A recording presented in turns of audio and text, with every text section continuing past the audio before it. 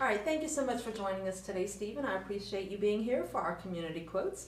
If I can have you say and spell your first and last name for us. Outstanding, sure. My name is Stephen Handwerk. That's Stephen. Last name is Handwerk, Handwerk.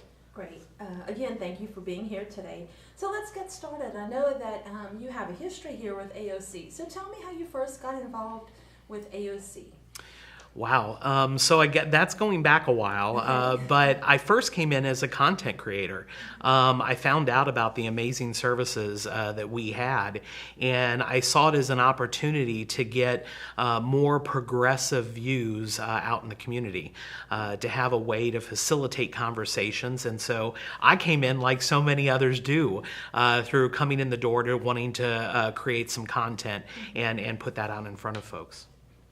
Then it went to the next big step, seeing that we were having large questions. First off, I would come in and meet with one of my mentors, Mr. Ed Bowie, and sit down with him, and found it very difficult to meet with him because in his old office, we would have whistling happening because of anytime someone would open up a door, air would come rushing through the cracked windows. The building was literally falling down around our feet. And so I saw that there was a huge disconnect. I saw that the political infrastructure, and since I work in politics, I saw that the political infrastructure wasn't really supporting AOC, that we were being forced to get along with a very small budget, that the facilities that we had, though free at the time, were not even meeting basic requirements. And that we were quickly becoming out of date. We had an old robot that actually would pick up the VHS tapes and put it into the player in order to play a show.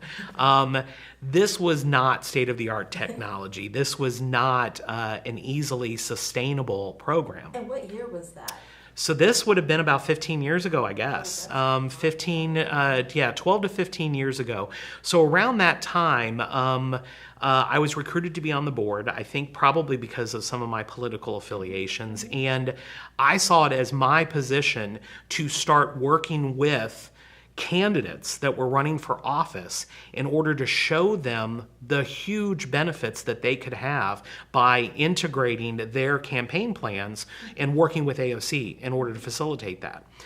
Working with existing content producers to work with them to be on their shows, to raise their name recognition, that it was a free and easy way, something that we should protect in our community, not be scared of. That time in the political atmosphere that we had here in Lafayette was not a positive one. Politicians didn't see AOC as a resource. They saw it more as a threat.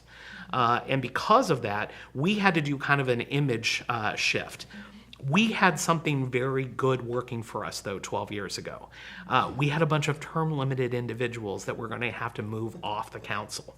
So it was a good opportunity for us to go in there and talk to the new candidates that were coming up, train them on how to utilize the service, and then show them what a huge boost it could be to them, but not only them, for their communities. Right. At the end of the day, these are folks that represent communities, and it was a great way for them to be able to plug in. So creating that political shift in the way people were viewing AOC Community Media was vital in order for us to be able to take it to the next level. Mm-hmm. Well, and just to elaborate on what you were saying, is I think to some degree, I'm from outside of this area. When I moved here a few years ago, I had started to hear about AOC, but I didn't really know what it was, and I didn't really know, until I started working here, what benefits there are of AOC. And I think maybe on some level we're the best kept secret in Lafayette. I think people forget that AOC is here for them to practice their First Amendment rights.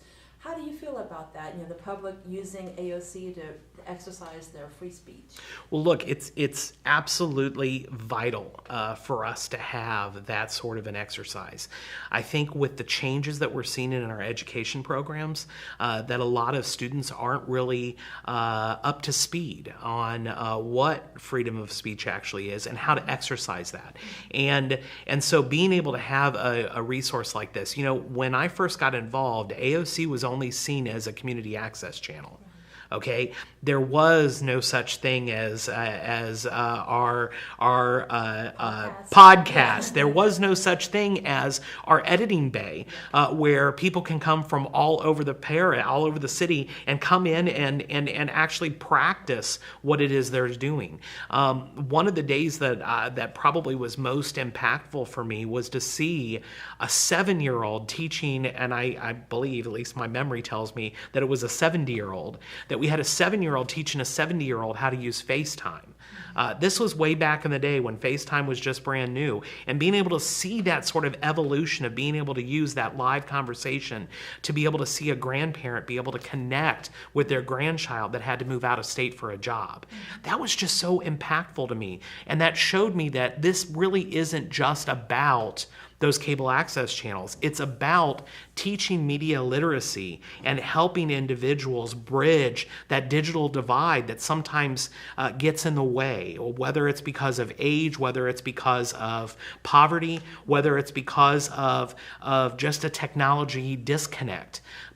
AOC helps bridge that divide in ways that I don't think many other programs can. Very well said. Have you ever had a show here on AOC, or do you have aspirations to have a show? I have. I had a rather long-running show called Blue Mondays. Sure. So this was a highly overproduced television show that I put together on a weekly and then went to every other week basis, where it was a half-hour show. I scripted the entire thing. I had a completely rigged up teleprompter system that helped me get through what it is I wanted to say and the messages that I wanted to convey. It was all about politics. It was about the movings and shakings of everything that was happening. It was an opportunity for me to bring people like a state senator at the time, a state senator from the great state of Illinois, and introduce them to Acadiana. His name was Barack Obama. And we were able to bring that to people and say, hey, this is someone we should be looking out for. And that was way back in the day. That was before he made his run. But we brought it to people from the presidential convention that was happening to be able to showcase folks and say, hey, look, this is someone we might want to look out for. He gave an amazing speech, and we might want to pay attention.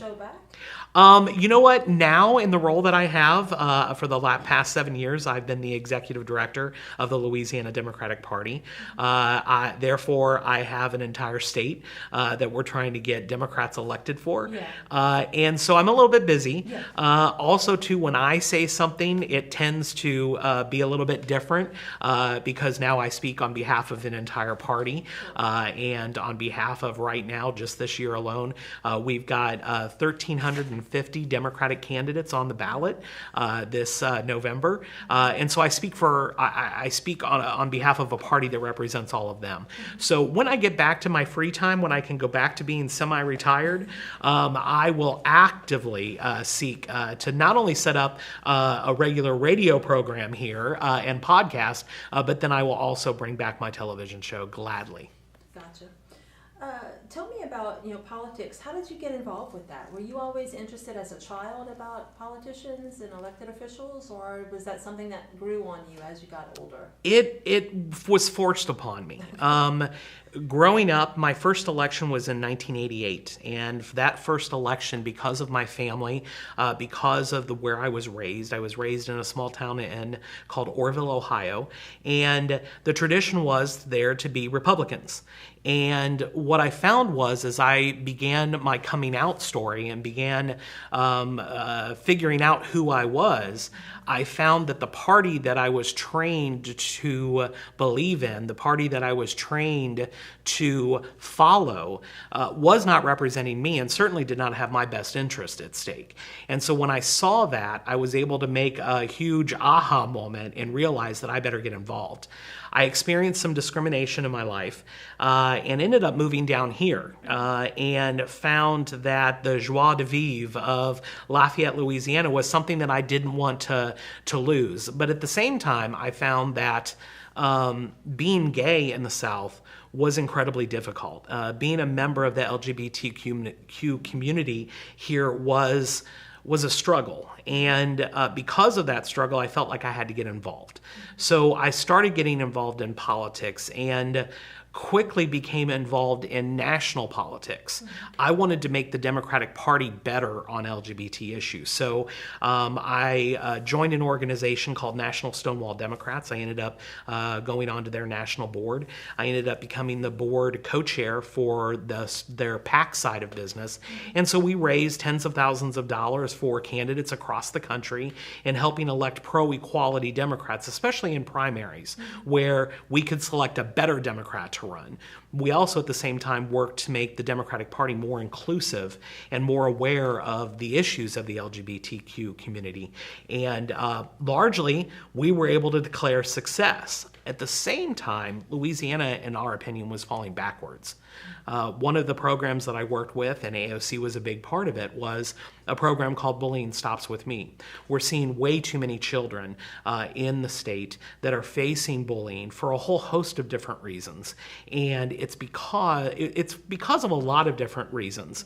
But when we don't protect those children because of social bias, that is an even bigger problem, an even bigger reason for us as adults to get involved in this.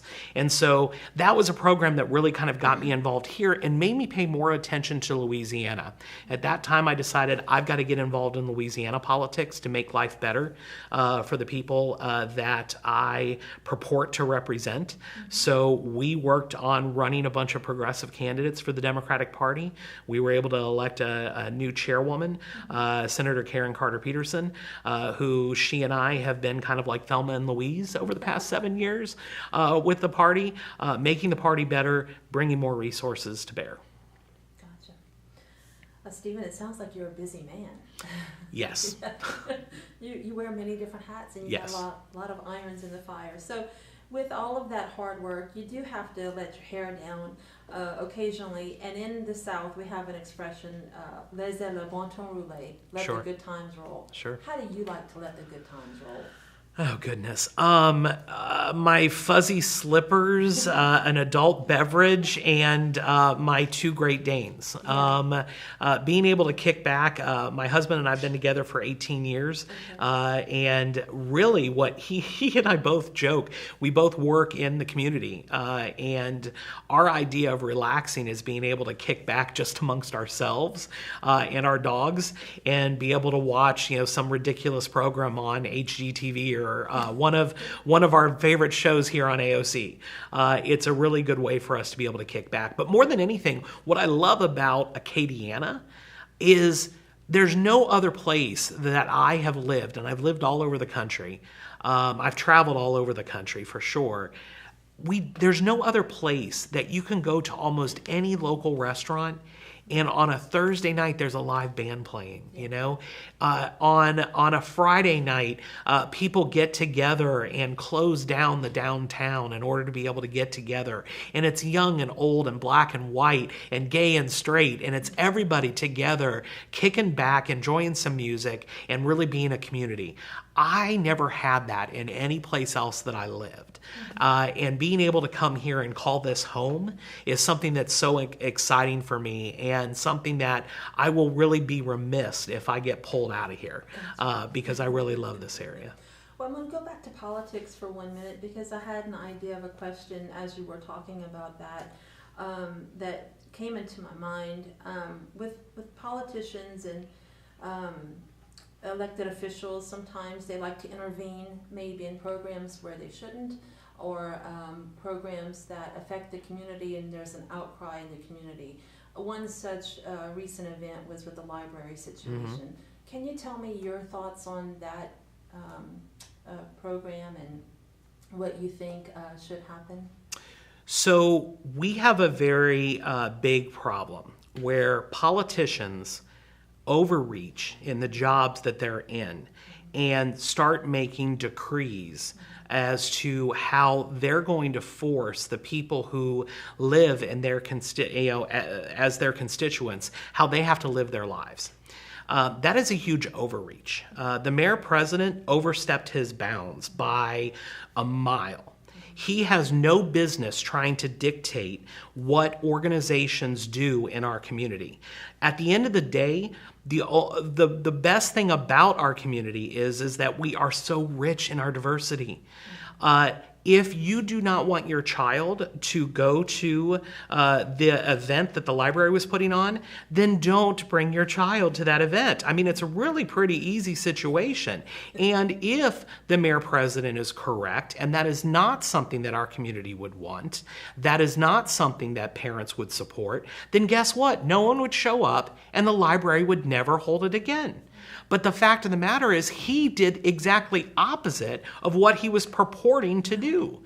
By calling so much extra attention to this, by getting so many people outraged in the community that someone, a chief executive, would actually step in and try and control what a community is going to do, what a library system is going to do, there is no clearer encroachment on free speech than that example. We're just seeing that example happen in Kenner, Louisiana right now.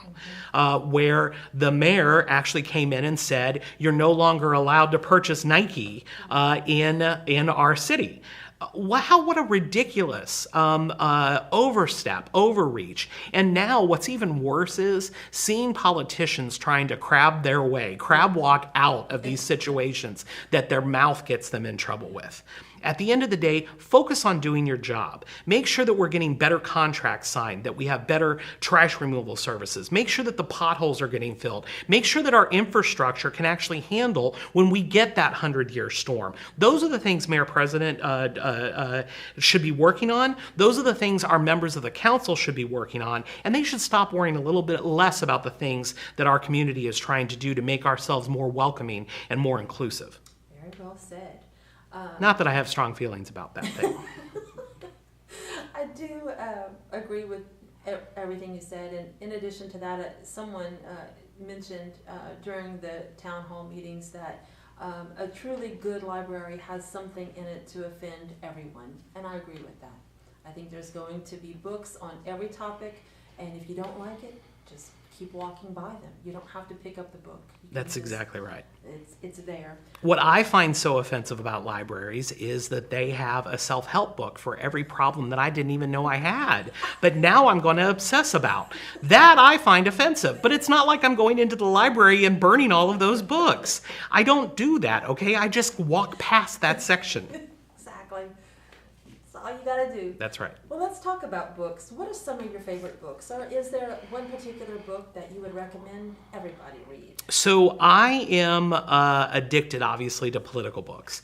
One of the last books, I'm very good friends with Donna Brazil, who was our interim chair at the DNC during a really difficult time. That's when the Russian hacks were happening, and her book, Hacked, was quite an interesting read. Now, I drive so much that I'm doing almost all of my books now on audio.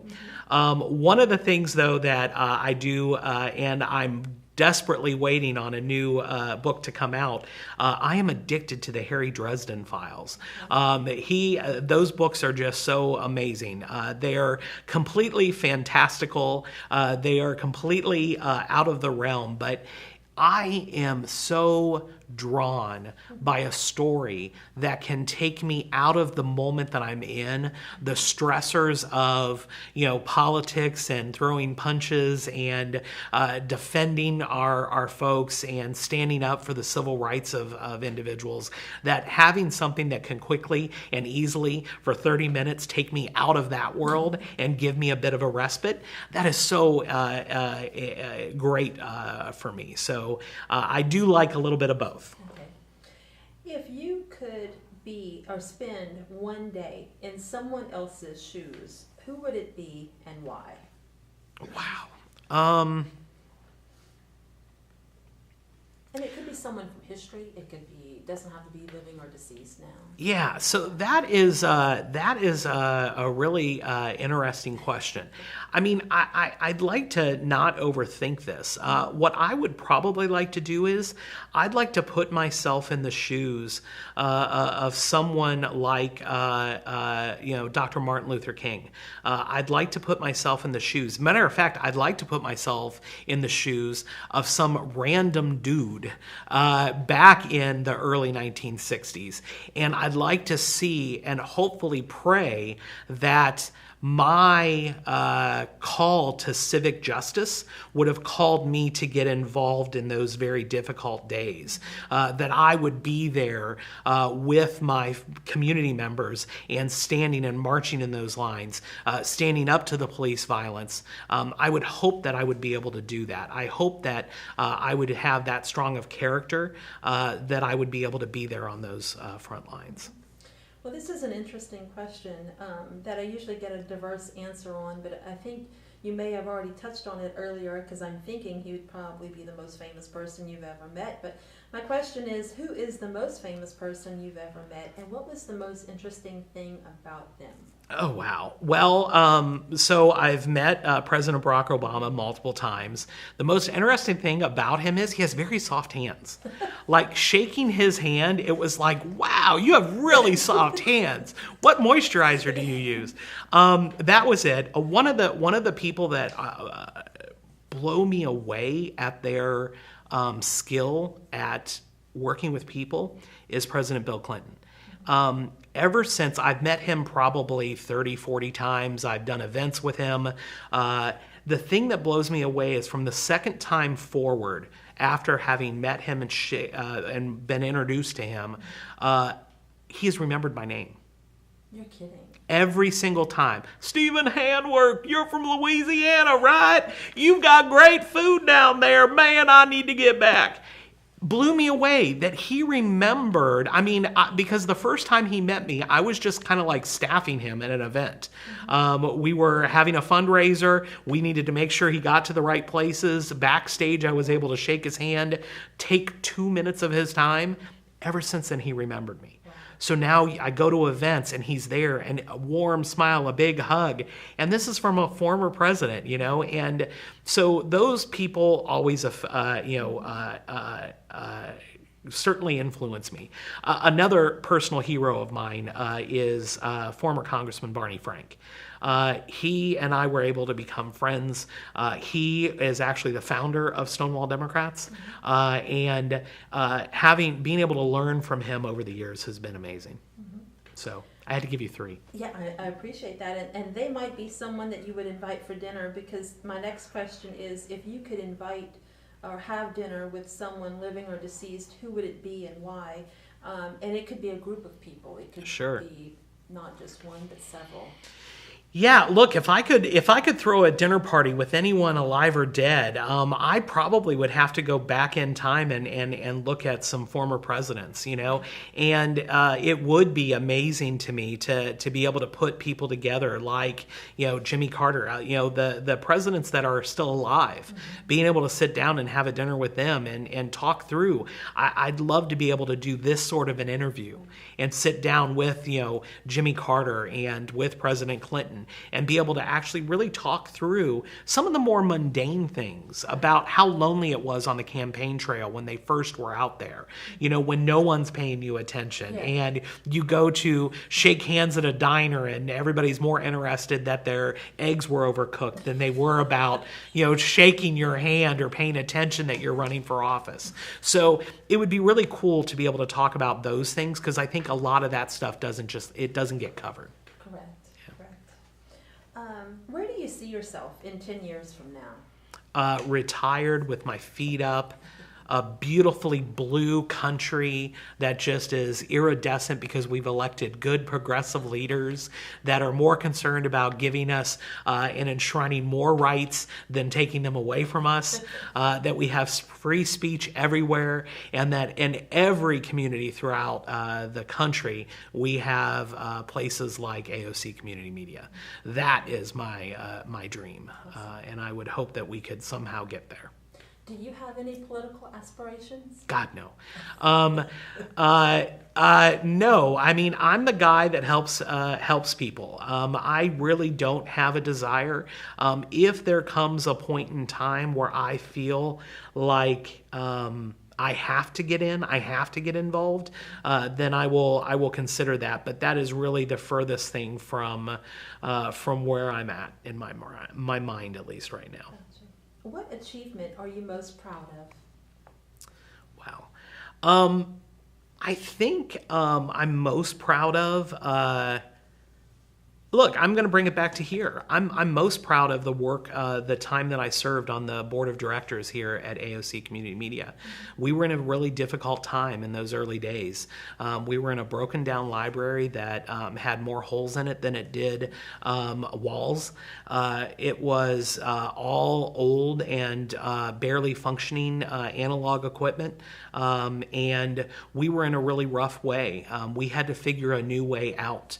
We had to take ourselves from around a $300,000 budget or less and actually expand that if we were going to be able to live up to the ideals that Ed Bowie sold me on more than 15 years ago, right? The vision of what this could be, what this should be, that this is an actual center for us to teach media literacy. It's not just simply about, 2 cable access channels that might have some provocative people producing some content that might not be able to get aired elsewhere.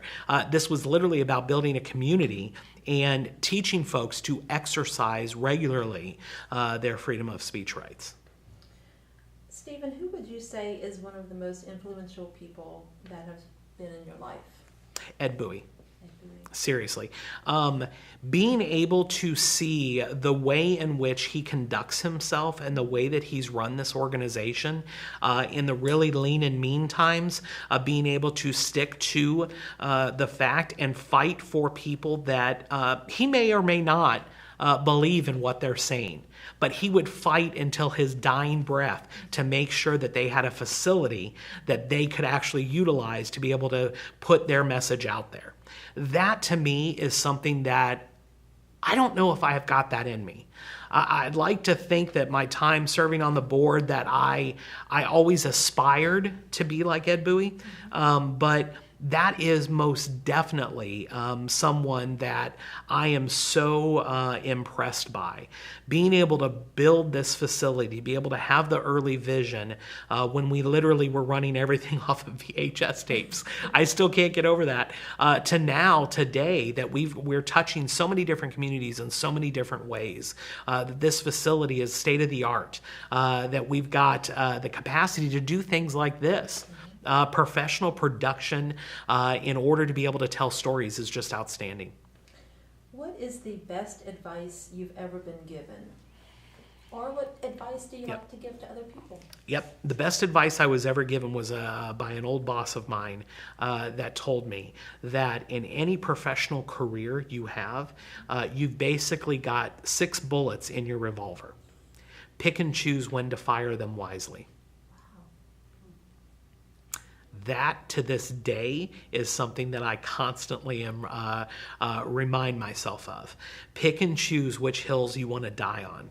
And you've got to be ready that when you pick that hill, that you are truly ready to die on that hill. You have to be able to believe in something, or else you're going to fall for anything. That's great advice. Is there anything about yourself that you would change? Well, if you talk to my husband, he'll probably tell you that I need to probably take more time for myself. I need to learn how to relax. I certainly probably need to be a little bit more healthy. One of the best things I ever did was quit smoking. So that's a personal achievement. And so trying to get a little bit healthier, trying to take more time for myself is certainly something that I would like to do. But right now, I feel like our country is having a crisis, and I need to do everything I can to help solve that crisis. Awesome. Do you have any regrets in life? No. Here's the thing. I am the sum of my parts. Everything that got me to where I'm at today, there is a whole bunch of coulda, woulda, shoulda, and there are a whole host of things that I could have done differently, but I wouldn't be who I am today. I wouldn't be able to do the things that I do today that I value so much. I enjoy being able to have this conversation, and I feel like if I didn't go through some of the hard knocks, if you would have seen me as a high school student, I was very quiet. I didn't ever buck the system. The biggest thing that I did and got in trouble for was senior skip day. That was the only thing that I ever did wrong. And so looking at that, I mean, I honestly wouldn't change anything. I am now who I am because of the sum of all of those parts. Awesome. Great answer. Well, we're concluding the interview. Is there anything about you, any last famous words that you'd like to say to our audience that's watching this interview? Look, it is incredibly important for you to live your passion. Find something that inspires you. Find something that you are passionate about and get involved with it. AOC Community Media is such a great resource because in so many different ways, AOC could be that thing. If you want to learn how to tell a story, AOC can solve that for you. They can teach you how to do that. If you want to learn how to overcome technological and digital divide obstacles, AOC can help you do that. There are many different resources out in our community that can help you be the best you that's out there. And I strongly encourage people to get involved with that. Get yourself out of the day-to-day clock, punching in, punching out, the rat race that we are in, and find something that inspires you, that gets you up in the morning, that can help you accomplish and be the better person. That's what we all should, I think, be aspiring to every single day. And if we're not, then what are you doing? What are you doing? Stephen, thank you so much Thank for you. this interview. It was a pleasure. Relatively plain.